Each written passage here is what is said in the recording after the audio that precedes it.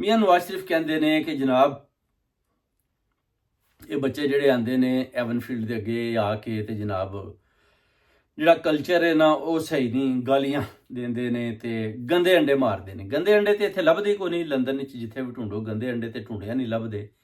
ਤੇ ਮੀਆਂ ਸਾਹਿਬ ਲੱਗਦਾ ਕਿ ਇਹ ਪਾਕਿਸਤਾਨ ਵੀ ਗੰਦੇ ਅੰਡੇ ਖਾ ਕੇ ਨਾ ਅਗਰ ਕੋਈ ਇਹਨਾਂ ਨੂੰ ਅੰਡਾ ਮਾਰਦਾ ਤਾਂ ਉਹ ਸਮਝਦੇ ਨੇ ਕਿ ਗੰਦਾ ਹੀ ਮਾਰਿਆ।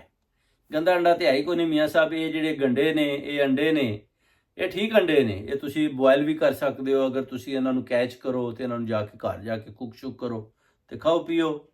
ਇਹ ਪੈਸਿਆਂ ਨਾਲ ਹੀ ਉਹ ਲੈ ਕੇ ਆਉਂਦੇ ਤੇ ਤੁਹਾਡੇ ਉੱਤੇ ਜਿਹੜਾ ਇਹ ਪੌਂਡਾਂ ਦੀ ਬਾਰਿਸ਼ ਹੁੰਦੀ ਹੈ ਅੰਡਿਆਂ ਦੀ ਸੂਰਤ ਵਿੱਚ। ਤੇ ਇਹ ਗੰਦੇ ਨਹੀਂ, ਇਹ ਸਹੀ ਅੰਡੇ ਨੇ। ਇਹ ਬਿਲਕੁਲ ਤੁਸੀਂ ਇਹ ਜਿਹਨੇ ਚੋਂ ਕੱਢ ਦਿਓ ਕਿ ਤੁਹਾਨੂੰ ਗੰਦੇ ਅੰਡੇ ਮਾਰ ਰਹੇ ਨੇ, ਬਿਲਕੁਲ ਸਹੀ ਅੰਡੇ ਨੇ ਔਰ ਬਰਤਾਨੀਆ ਦੇ ਅੰਡੇ ਨੇ। ਔਰ ਇਹ ਜਨਾਬ ਪੌਂਡਾਂ 'ਚ ਲੱਭਦੇ ਤੇ ਤੁਹਾਨੂੰ ਪੇ ਵੱਜਦੇ ਨੇ ਤੇ ਇਹਦੇ ਨਾਲ ਤੁਹਾਨੂੰ ਕਾਫੀ ਜਿਹੜਾ ਉਹ ਕਹਿੰਦੇ ਨਾ ਅੰਡੇ ਅੱਗੇ ਮਾਰਦੇ ਹੁੰਦੇ